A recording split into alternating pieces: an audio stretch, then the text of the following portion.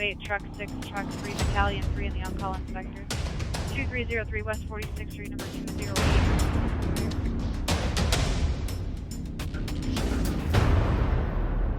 Hi, I'm Division Chief Steve Fesslin, and on this episode of Sioux Falls Fire, we're out at the training center watching the crews go through a RIC drill, which is a firefighter rescue drill.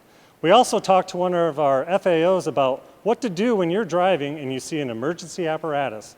And we're on scene at a vegetation fire in this hot, dry weather. All coming up on this episode of Sioux Falls Fire.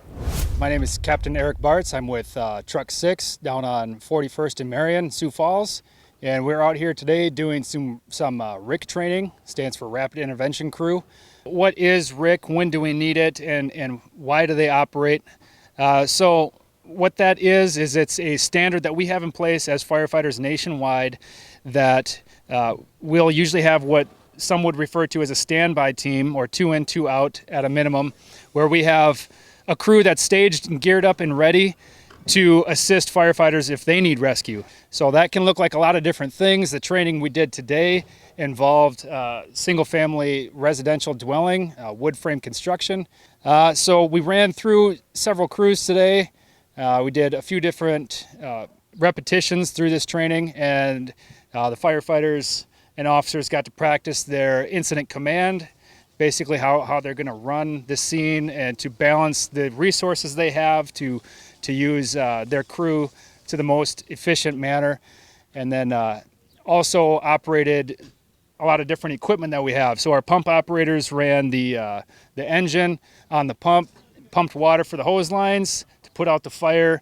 In these updates that we had for these training scenarios, we did have a known life hazard, which means we had victims trapped was the update. So our crews, whenever that update comes in, we're definitely going to risk a lot more in order to make every viable attempt we can to get that person out. So with that said, we used any tool that we had available today. It was kind of unique. The crews were able to use their saws and hand tools to force entry from the exterior and to go in and get trapped firefighters out of the basement. So that worked out well. We had a prop also inside on the first floor where a couple of firefighters simulated falling through the floor, and that allowed the responding crew, that RIC crew that I talked about earlier, that Rapid Intervention Crew, to make decisions based on what they had to most effectively go in there and affect that rescue. So both of the groups that we had today operated pretty similarly. They went in and were able to get the civilian rescue done, as well as rescuing both of the downed firefighters out of there. So it was a really good opportunity to get out there. We like to do this stuff as much as we can. There's no replacement for hands-on training, so the more that we can get out here and do real-world stuff, the better result we have out in the real world.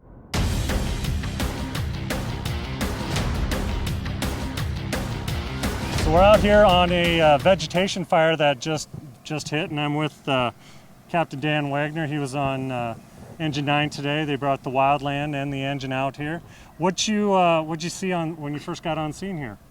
Well, when we arrived on scene, we had a pretty good update that there was potential of some people playing with fireworks behind these apartments. We had a good idea where it was at, and probably a block out we were able to see a little bit of smoke, not a terrible large amount, but when we got here we could see right behind us, up next to these reeds here, there was probably about a 35 by 10 foot stretch of flames. It was probably 5 foot high flames. So it's grown a little bit, as we can see behind us here. It took off kind of quick. Luckily you guys were able to get here, get on top of it right away and start knocking it down. With the current weather conditions and how dry it is, it's something we're going to be seeing a lot of if people aren't careful, correct? Oh, for sure. There's definitely a high potential right now with being how dry it was. And if it was windy today, this could have been a different story. It was pretty calm today, and that's what kept it from really spreading. Yeah. So, one of the things, you have the wildland truck and you bring that out here. What's some of the different things that a wildland truck has on it that the typical engine doesn't? Sure. Well, the biggest thing is the wildland truck is portable. We can get that in a lot of places where we can't get a bigger engine in. We've got different hoses, smaller hoses, where we can move around a lot easier.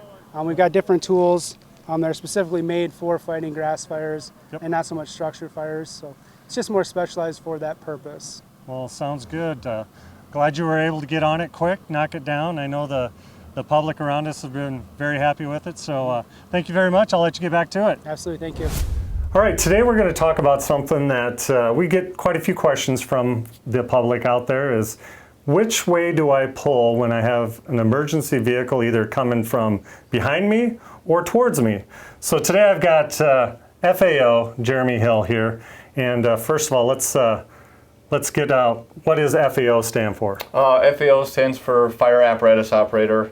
It's a fancy name for the guy that drives the truck. Well, you have an extremely important job because you're the one that gets everyone there safely to be able to do the job for the medical emergencies, for the fires, and you run the truck, you run the pumps. That's your piece of equipment that you oversee, and it's a vital, important thing for us. So, one of the questions that we get, like I said, is, what do I do when an emergency vehicle is coming? And an emergency vehicle can be anything from a police squad car to a fire truck, an ambulance, the sheriff's deputies, highway patrol, you name it. Anything that has lights and sirens coming up behind you or towards you. So I've taken my artistic abilities here and drawn a few things out on the board, and we're going to just kind of run through these scenarios and give you an idea of what to do when you see them. So go ahead and pick up a marker here, Jeremy, and we'll look at this first one. We're looking at a two-lane road, and red we've got signifying a fire truck or emergency vehicle, and we've got the blue as your typical, the public's car, sure, and which directions they're going. So if we've got the fire truck here, going in this direction, this flow of traffic, in a car here, where do you want them to pull? Where do you want to see them go? Generally, anytime we can and safely do so, we want the cars to pull to the right, Chief. So you want to see them pull off to the right like that? Always. Yep. And so same thing, same scenario, go in this direction. In the oncoming traffic, where do you want to see that vehicle go? Also pull to the right and come to a complete stop if it's safe to do so. And that's because when I drive the fire apparatus here, typically I straddle the middle lane, and that's to give room away from this car, and also these people are pulled to the side here. I have the ability then to go straight down the middle. Yep. And do it as safe as possible with plenty of room from the other vehicles on each side. Kind of opens up the corridor for you to get through with the fire truck. Exactly. Okay, so moving on to the next one. So we're looking at a four-lane here. We've got the flow of traffic on this side going this direction, the other flow's going that way. Once again, we've got the fire truck or emergency vehicle here. Kind of same scenario, correct? You have a car here, you want to see them pull to the right to a complete stop, right? And so if you got another one that's maybe a little further ahead in the same lane of traffic, what do we want to see them do? It's going to be the same. I want him to pull to the right and not speed up and try to outrun us. Oftentimes we see cars that think either, hey, they're going fast enough or they're far enough ahead to where it's not going to be an issue. Oftentimes we can be traveling up to 10 miles an hour over the speed limit, and it's best if he moves to the side and same thing. Yeah, gets out of the way. Okay, so kind of same thing. We're in the flow of traffic here. You have the vehicle clear to the right side of the two lane. What do we want them to do? It's again, I hate to sound like a broken record, but just move to the right. Because if we get everybody to the right, and these two lanes, or these four lanes here, are typically on the busier intersections, and there could be a lot of cars. And I could potentially be, if somebody stops in front of me here or here, I could potentially be essentially weaving in and out of traffic. So ideally, if I've got a big open space to operate, it's the most. So we're looking the same thing. Oncoming traffic, we want them to pull over, stop, and that's the big thing, is to pull to the right and stop every time. So on this, like you said, you'd be right up through the middle again. Ideally, I'm going to be right here, just basically barely straddling this center line here. But oftentimes there's something else to contend with, and I may have to cross into oncoming traffic. So it's best, even if you're in the completely opposite side of me, is to pull to the right when you see us. So. Okay, then we start getting a little a little bit more trickier area, our 4 lanes with a turn lane in the center, our 5 lanes set up. Say like a Friday afternoon on 41st Street. That's fun. We're talking a lot of traffic, and in the middle of the summer, a lot of people out. This gets hairy. It gets interesting for a driver like you trying to go lights and sirens. So we're looking at kind of all the same scenarios. We're looking to ask them to pull to the right, stop. Same thing up here. Pull to the right, stop. Same thing. I mean, 3 lanes away, we're still asking them, pull to the right and stop. And up here, with the oncoming, pull to the right, stop. Here's the tricky one, the one that's in the turn lane. What do you want to see someone say they're going in the same flow of traffic, same direction as you in the turn lane?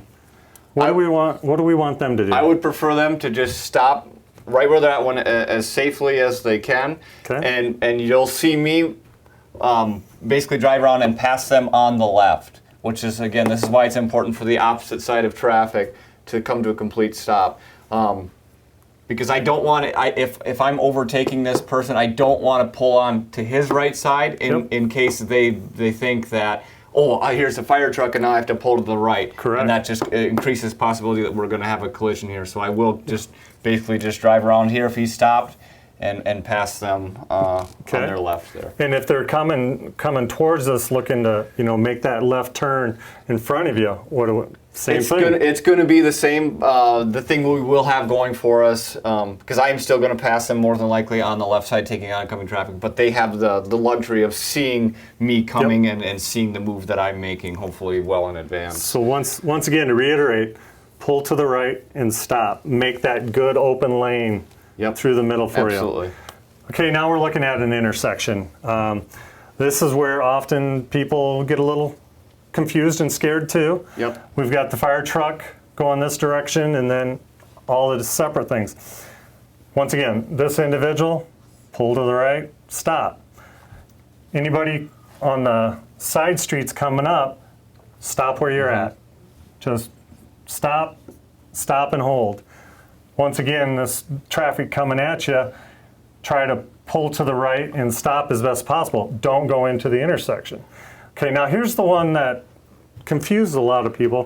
What if they're just getting into the intersection and they see you coming up from behind? What do we want them to do there? So it will for sure depend on how far they are into the intersection, or how much time they have to react. If however it's safest to get out of our way, and that could be by simply just making a right turn if you're not very far into the intersection, or proceeding through the intersection and then pulling to a stop over here in this area and then allowing us to go by. And once again, that's where the fire truck or the emergency vehicle is going to come up here. They're going to come to a complete stop there also, because we're checking both ways to make sure everybody is seeing us and good to go, and then proceeding through. Yep. So perfect. Well, anything else off the top of your head that you'd like to talk about and discuss right now as far as with traffic? Well, Chief, this time of year obviously is construction season, so oftentimes lanes are bottled down to one on each side, and it's difficult. There's probably not any space for this person to pull over here to the right. And oftentimes people just maybe don't know exactly what to do, and they stop, and I need to get through. So really in that situation, if there's nowhere else for you to go, proceed as normal and pull over to the right as soon as it is feasible. As soon as an open area comes open. As soon as you can do it safely and as quickly as you can, do so. But please don't just stop in the middle of the road, because I still have to pass. Still have to get through the construction zone, which is not easy. Right. Well, thank you very much. I greatly appreciate it, and I know anybody watching is going to appreciate this, because it's a lot of good information, and it's the best way to get the public out of the way safely for us to come through, and it's also the best way for us to get our people on scene safely. Yep. Thank you very much, and we'll let you get back to it. Thank you. It's that time of the year again where everybody is out grilling. It's going strong. People are getting the taste buds going for the grilled stuff. So I'm here with firefighter Matt Hill, and we're going to talk a little bit about some grill safety. Welcome, Matt. Hey, thanks for having me. Yes, no problem. What are some of the things that we need to think about with grill safety? What are some of the precautions to do, things to keep in mind? Sure, so one of the big things is just keeping your grill pulled away, far enough away from the house or whatever. Before you use it, making sure your grill surface is clean, you're keeping a good eye on it, not letting it get out of hand. And then when you're done using it, shut off the propane or natural gas and disconnect it. So okay. So like you said, keeping it clean, that'll help keep it from getting any of the big flare-ups or anything like that. Yep. Keeping it away from the side of a building. Right here, we're on the side of a brick building, trying to stay out of the sun a little bit. But typically you want to have it pulled away, especially if you've got vinyl siding or anything like that. Just really keep it out and away from there, correct? Right, yeah, and then also be careful with like covered patios, making sure you're thinking about that as well. So because as the heat rises, it's going to build up in the eaves and that type of stuff. Could start melting stuff and dripping down onto the grill. So okay, yeah. With the propane, typically, you said turn it off, turn it on. Like when you're using it, this is the only time you want it on. Otherwise, keep it off. Yep, exactly. And also, just be careful when you're lighting it too if you're using matches or anything like that. So okay, yeah. So also at this time of year, you know, when the grilling's going, we also have a lot of people out with their fire pits. Right. And we get a lot of calls on open burns and different things like that. So with the fire pit, what's some of the things they should keep in mind when you're out and enjoying your fire pit? Right, so you want to keep your fire pit at least 15 foot away from your house or any structure. You want to make sure to have a hose or a water source close by, and then also just be burning only cut and dried firewood, not lumber, twigs from the yard, or leaves or anything like that. Right, don't use it as an opportunity to clean up your backyard and throw it in the burn. Yep. To burn it, because you're not going to get away with that, especially in Sioux Falls. We get a lot of calls on smoke issues, different things like that, and you know, we try to be good with the public on the people that want to enjoy the fire pits, but there's things that we want to see them do in return. Absolutely, yeah. All right, well, thank you very much. I appreciate your time with that. Yeah, absolutely. Thank you. Thank you for watching this episode of Sioux Falls Fire. We want to remind you, pull to the right when you see an emergency vehicle. Seconds count. If you want to learn more about Sioux Falls Fire Rescue, go to www.siouxfalls.org/fire.